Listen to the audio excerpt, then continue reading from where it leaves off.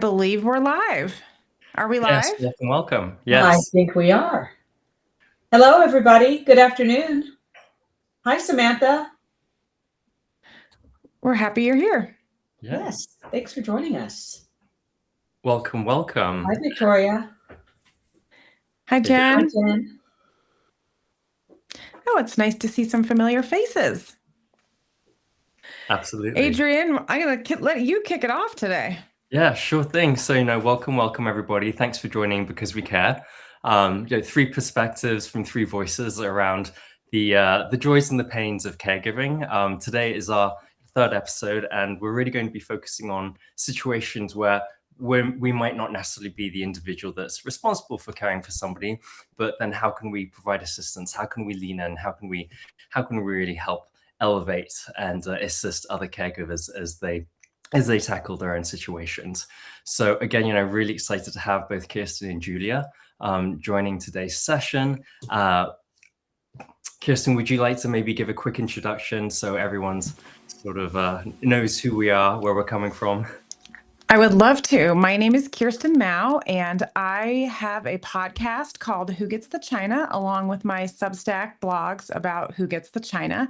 And I have a deep expertise in aging advocacy and working with aging expert organizations. And my personal connection to this topic is really just trying to help my mom to downsize her stuff and to try to help my parents navigate this phase of their life safely and happily, and to be the caregiver supporting them. So that's what I'm here for.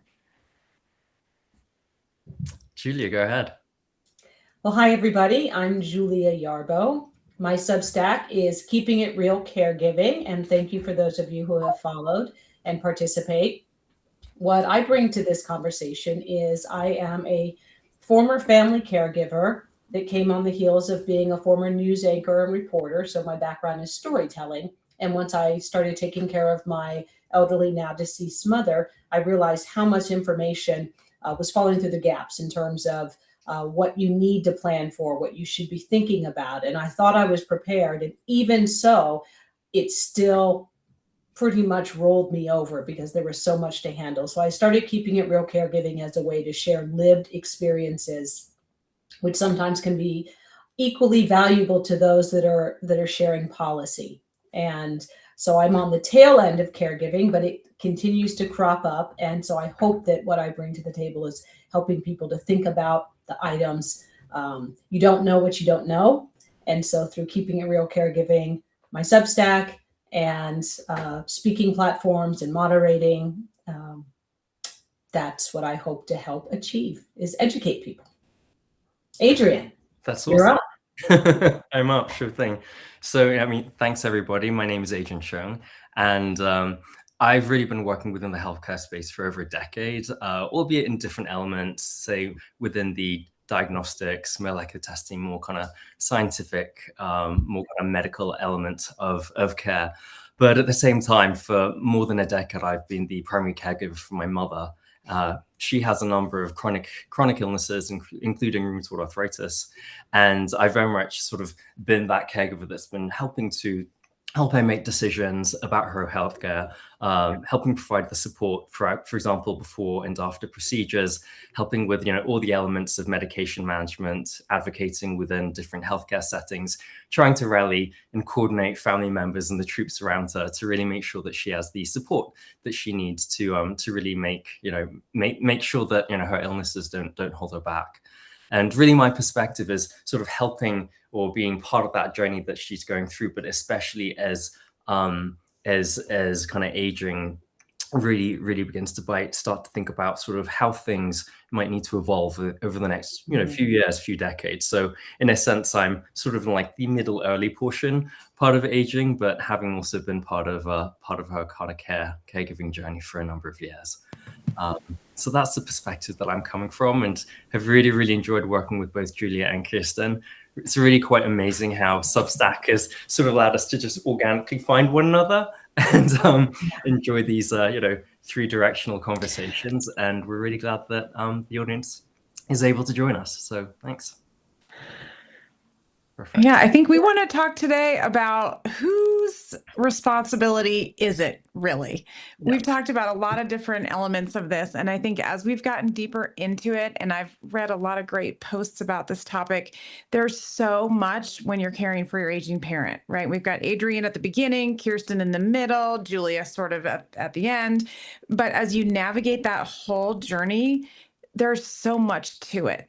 And I know for myself, I take on a lot of responsibility. I want to do it really well. I want my parents to thrive. I want them to be really healthy. And I will say, I was just back there for a week visiting them, and I had kind of like an aha moment with my husband as we took a walk to debrief what was going on. And I realized I am just taking on way too much. This is getting ridiculous. I need to let some things go in order to save my own sanity and also to like let them live the life they want to be living. And so I was wanting to talk with you guys today about what is our responsibility as family caregiver and what isn't. And I kind of came to a place of thinking health and safety and security are the things that I need to really be responsible for, and I need to hone in on those areas. What do you guys think is your primary responsibility area as a family caregiver?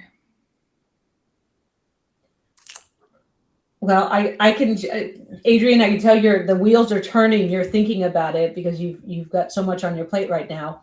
I'll jump in from the perspective of having been where you are at now.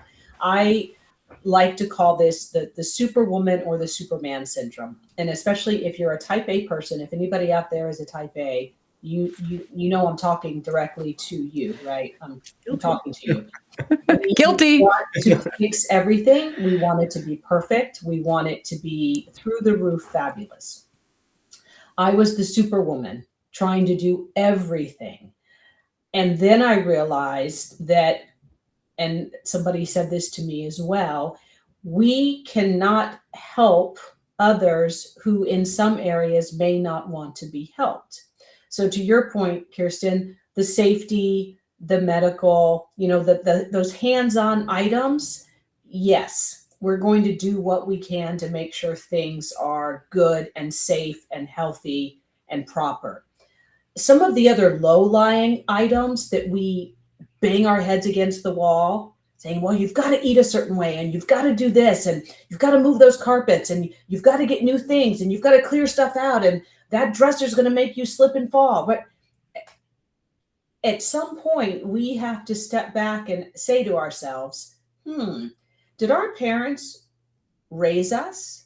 Did they have careers? Did they have friends? Have they lived maybe 60, 70, 80 years? Oh, they have, and they managed okay, right? So they're not, well, we have that role reversal.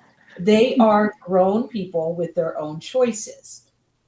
And so it's not easy to do, but I think we have to find that middle ground and realize that the logistical things that you can help with and strive for, but the emotional and the social and the cultural and those day-to-day things, that may be who they are.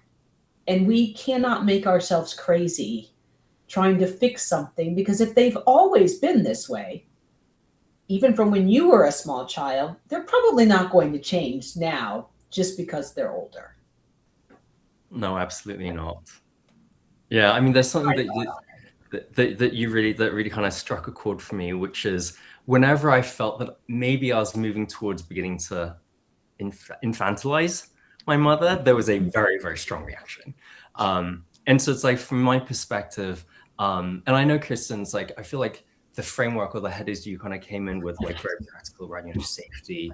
For me, it's like, and I've talked with my mom about this, it's been a question of more of like sort of where she needs the help, and in particular, what kind of support I can provide her so that she feels empowered and enabled to live the life that she wants, to be able to go out and hang out with her friends, to be able to walk into a doctor's appointment and feel that she has people around her that know exactly what's going on with the different medication changes she needs. So for me, it's really been, the starting point has really been about the quality of life that she wants. and exactly where and how I can kind of step in, whether it is, trying to leverage some of my more kind of medical background, being the person who's like lifting the heavy boxes, or being the person who's saying, okay, I need to tell you a little bit more about scammers because you're like the prime target. And I know, Julia, I believe you highlighted an article around that, and that is, something of serious concern. So that's sort of where I've tried to think about exactly kind of where her needs are and also where my capacity is and kind of where my skills are. There are some elements such as, home DIY where it's just like, I'm just like standing aghast. I have no idea what to do about that. But my husband, Jack, is very good at that. So he is able to lean in, and I can just kind of, wash my hands of that. But yeah. Sounds like a little bit of divide and conquer. Yeah, absolutely. Divide and conquer. And I feel that, in my last Substack article, I was really reflecting on what does help look like, and thinking about the different individuals within my life, within my mom's life, that have really supported her. And there is that question of sort of trying to meet the need with the appropriate skill and person. And I think that begins to define the line and define sort of boundaries of where you provide help. I think something I'm asking questions. Go ahead. Too. And I'm going to throw this out to you. The title of my Substack is Keeping It Real. And folks, I totally have to keep it real because I just looked at my little battery thing and realized I forgot to plug in my computer. So I'm going to step away for a hot second, grab the plug, and come back. Okay. So, hey, we do what we've got to do, right? Roll with it. I'll be right back. We've got to do. Yeah. I think something that I've been grappling with is tapping into my community versus overtaxing my community. And an example of this is my parents live afar, so I can't always be there, right? And recently my dad had a health episode that required visit from the paramedics, and I couldn't be there because I can't get on a plane in 5 minutes. And so we called. Luckily, we have great neighbors. We were able to call the neighbors. They came over. She went to the hospital with my dad for hours and hours, and my mom, and helped them navigate all that was going on. And then the next day kind of came back to provide additional help. And we had another visit from the paramedics. And in that moment, I was so thankful that we had these great neighbors that we could count on, but yet also feeling like this is not something I want to depend on a neighbor for, even though they're willing to step in and step up. And so for me, that was a wake-up call that we need a next layer of support. And so I've been talking to my parents about, like, let's hire a part-time caregiver. We really just need somebody else that in an emergency we can depend on, that can come to visit and take care of things. And that has met with tremendous resistance in my house. My parents are like, we don't need that. We're fine. We've got this covered. And so it's been an ongoing conversation for probably, I would say, 4 months of, I know you're doing great, but all the responsibility cannot be on me and my sister to drop everything and jump on a plane every time something goes wrong. And so, Adrian, thinking about you and your mom, I know she's got a good community, but like, where do you draw the line between what is your responsibility and when do you have to recruit a larger community to kind of come in and be a support?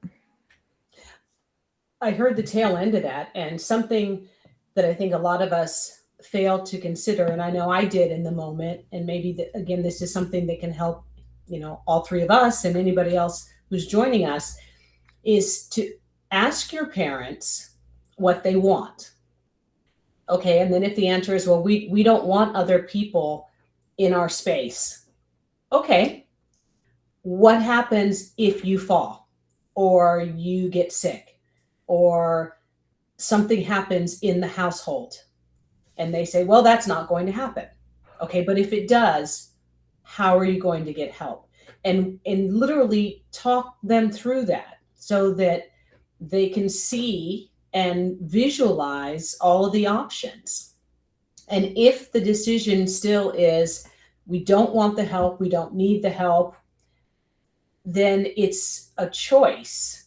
And I know I had to come to that of saying, okay, Mom, if this happens and I can't get to you, if you fall down those stairs and I'm not there to come get you, you're going to be laying there at the bottom of the stairs. How is that going to play out for you?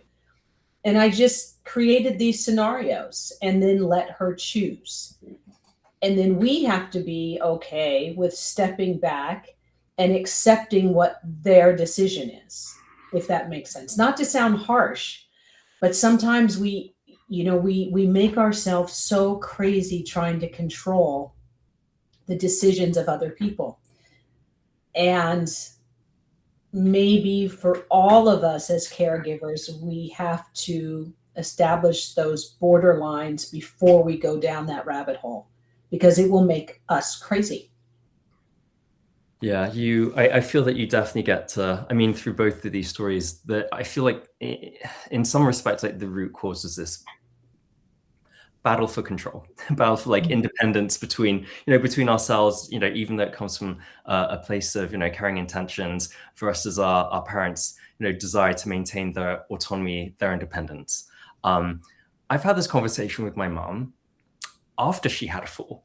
So even though she went through the traumatic experience of that happening, and thankfully nothing serious came of it, I thought, wow, dodged a bullet. Surely now she must be more willing to, have a conversation about maybe having one of those alarms at home that that she could kind of like call into, or like thinking about other forms of help. And she's like, oh no, it's happened once, it's not going to happen again. I was like, it's happened once, it's more likely it's going to happen again. But I know that the root cause for her is that she doesn't want to face that.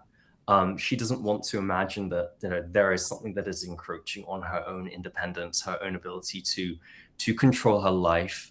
And it's hard for us to be able to tap into that when somebody just doesn't want to face it. And I think that maybe, Kirsten, this kind of plays into your comment around, letting go. And Julia, that's also something that you're echoing, and, finding that acceptance of, this is their choice. At least it's their choice for today. Maybe it will change in maybe 6 months' time if something else, God forbid, nothing too serious happens. But I mean, there's nothing to stop us kind of continuing to just like gently push, ask every now and again, see if there's a change in perspective. Because I mean, maybe long enough we can wear them down. Right. What they're not ready for this day, they might be ready for a different day. Yeah. And you just have to keep making it available. And I try to put things to make them easily accessible. Like my dad, we got him, walking stick, right? And he was like, I don't know why you guys got me that. I am never going to need that. That is just ridiculous.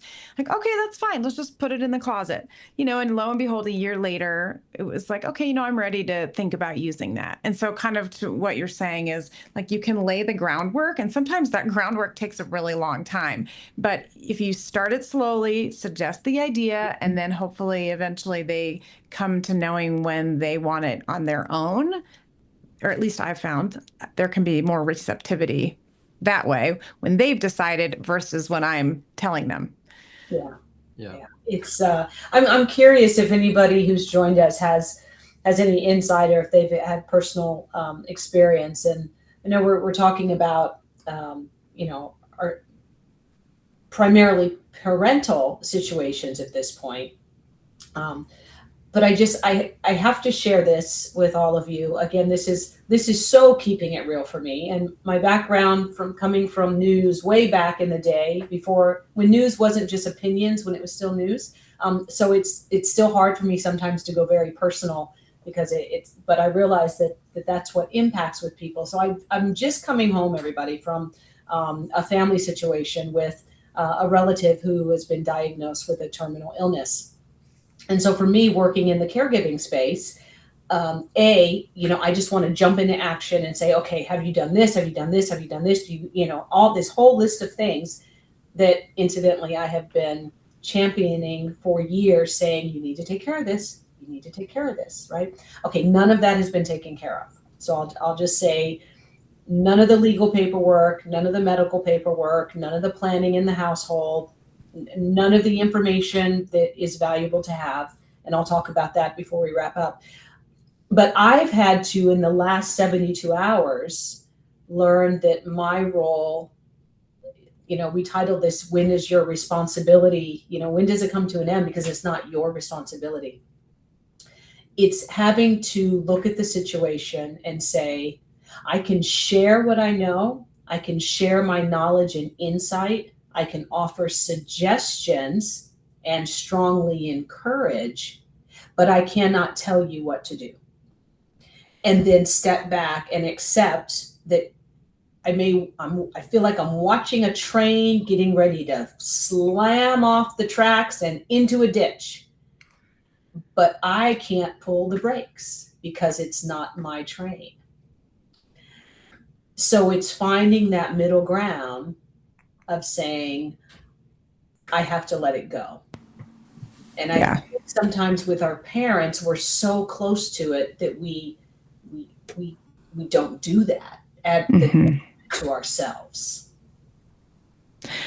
100%. I've been working with my therapist on radical acceptance and accepting the things we cannot change. I'm not great at that. I want to control all the things, but I cannot. And this weekend, I had really an aha moment with my parents. And I said to my husband, if I ever utter the word trash can while I'm out here visiting, I owe you $20. It's our new swear jar. Because the trash has become the bane of my existence for my parents and my dad, who falls down the curb twice, taking his trash cans to the curb in the dark. And I see it waiting to happen. It's like a train. I know I'm just so fearful that this is going to be the thing that's going to be a problem, but they don't want it. They refuse all the efforts we've put in place. And I was like, you know what? I can't fix it. Next time I say this word, $20. I have got to let this go. Radical acceptance. They don't want to deal with this right now. Why am I making it my problem and my responsibility? Let me focus on something. Back to what we talked about in the beginning. Health. You could argue that that was safety, but they won't believe that. But health, safety, security, like I'm trying to go back to those 3 core tenets. These are the things that really, at the end of the day, I do feel responsible for. I want them to be safe, healthy, and secure. And so trying to focus on the things where I can have influence. Yeah. And just in something, because you have such a wealth of knowledge, I know that I tend to want to fix things like all of us. And so sharing information with others may be a release valve. If through your Substack and your podcast and through these sessions, if there are 3 people who go, oh my gosh, you know what? I learned something. Or there's somebody who is also getting older going, I want to make sure things are good in my household. If they've learned something from you, then it has mattered. Right? And we can't control it, but maybe, if one person learns from these conversations, might not be our own parents or our own relatives or our kids, the people in our circle that we actually know and love, but somebody out there is going to pick up what we're putting down and it's going to help their family. And I have to believe that, because otherwise we're all in trouble. Yeah, there's a lot of shared collective learning that hopefully, we've put out into the ether, and maybe some of our readers or folks perhaps joining this conversation will pick up and think, oh, maybe, there's an aha moment there for me as well. And, maybe it's okay that I can let go, because a lot of other people are facing similar things and realizing that, if you can't kind of push through it, then maybe it's not, one shouldn't try and push through it at all. So.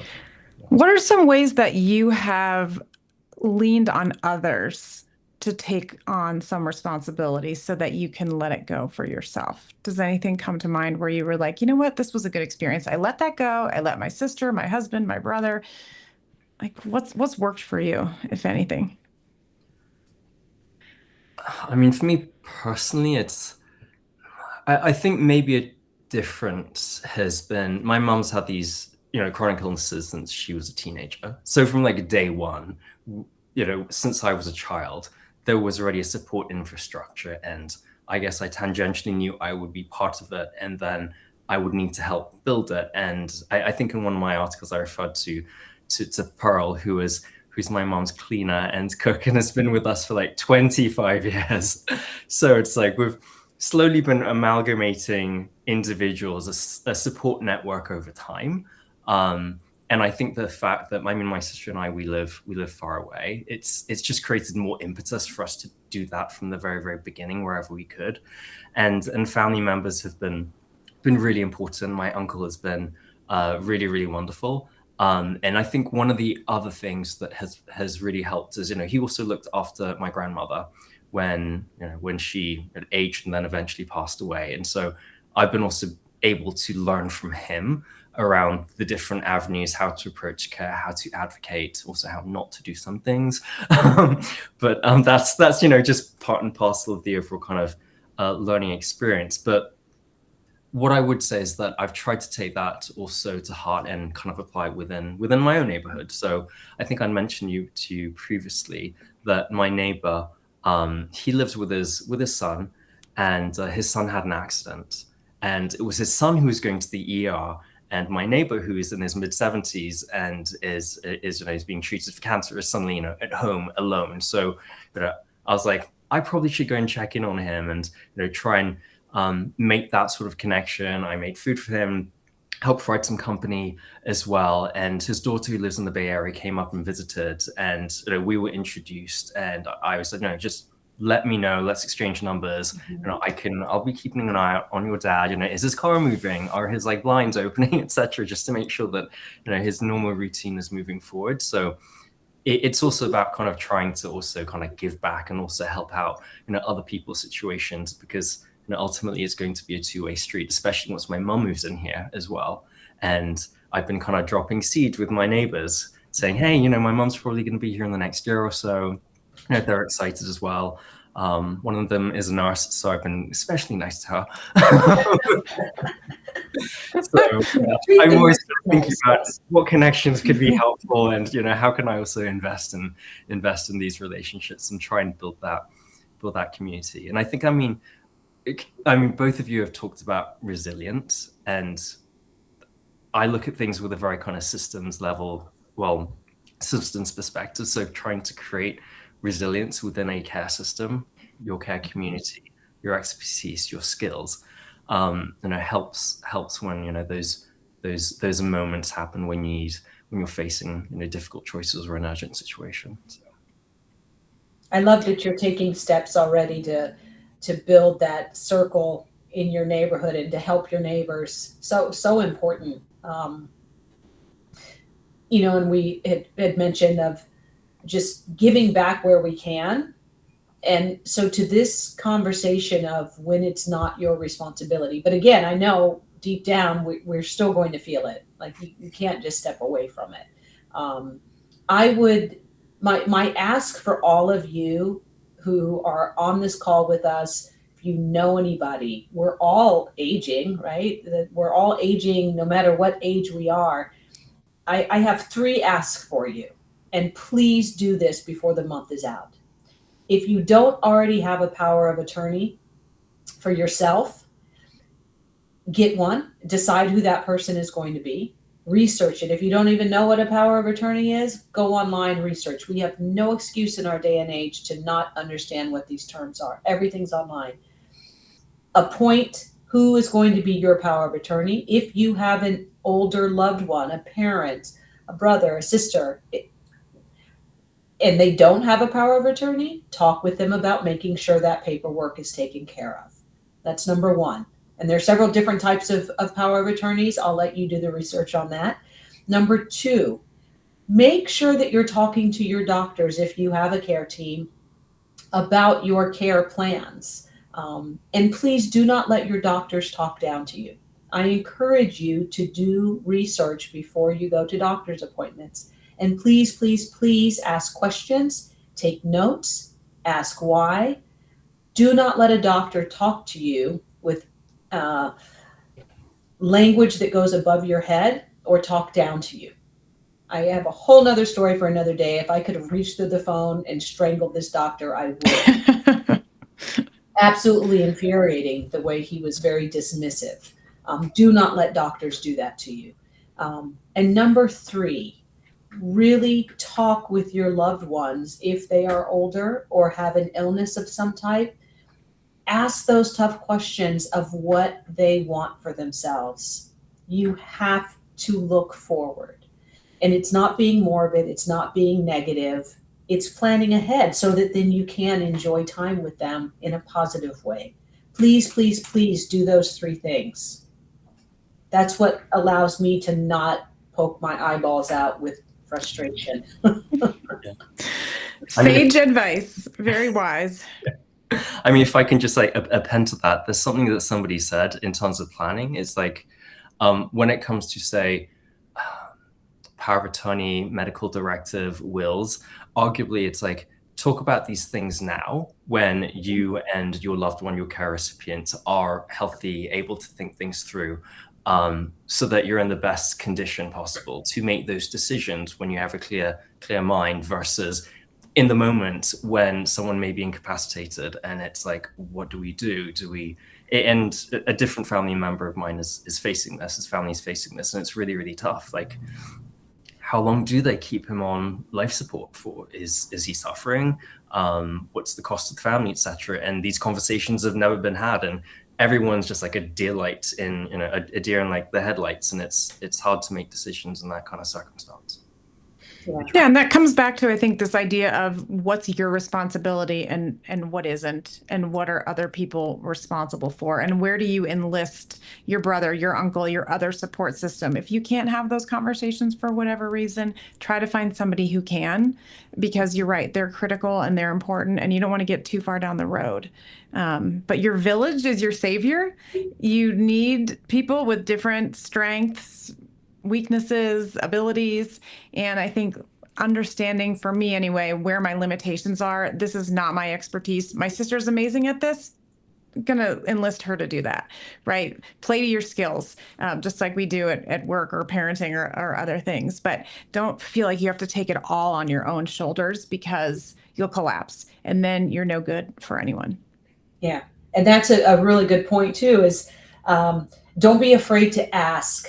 A lot of times as caregivers, just with different family dynamics, we may think to ourselves, well, they should just know. They've got to know I'm overwhelmed and exhausted. Why haven't they asked me? They probably don't know, right? We're assuming that the people around us know what we need. We have to physically ask and be prepared if the answer is, oh, no, I can't help you with that. Understand that you may not get the answer you want, and then we'll come back with an alternative. There are some individuals who are not going to be able to come help physically or emotionally. They can't, they won't, they cannot go there. And that's okay. Maybe they could help in another way. Maybe you could say, well, I need you to make phone calls on this, that, or the other, or I need you to do some research for me. Or maybe you could float me X number of dollars a month so that I could hire somebody who can help me, right? Look at all your different options, and be flexible, understanding that not everybody can be the superhero caregivers that we are as type A people. Not everybody has the capacity for that. Cool. All right. True. And on that note, it's, I think, time to wrap it up. Yeah, I think we're at the hour. Cool. This was was when you're having fun. Yeah, we could keep going on and on. For everybody. And I lied. I said there's actually one more thing.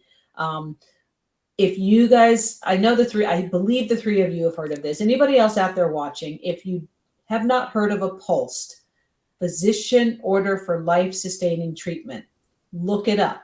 It's slightly different for each state. Please, please, please do a search on that. Familiarize yourself with what it is, and then talk to your doctor about it. Final note on the doctor that I wanted to strangle. I said, can you please review with my relative a POLST? And you know what his answer was? What? What's that? He did not know what that was, and he was the doctor. So, folks. So you have to be responsible for your health and safety and security, even when the doctor's in the room. Yeah. So, yes. Yeah. Yes. Yes. Please do those things for yourselves, everybody. Make the three of us happy, since we can't completely control the stuff in front of us. Please at least take our information and use it wisely. Yeah. Absolutely. Well, that wraps it up for this episode. And we'd love to hear future topics that you want to talk about and questions you have, and we'd be happy to address them in our next Keeping It Real Caregiving Yes. Live. Absolutely. Yes. Thanks, You guys are everybody. wonderful. Thank you. Hang tough, stay focused, and we will connect again in this virtual world that we all inhabit now. Sounds great. Have a great weekend. Have a good day. Cheers. Bye, everybody.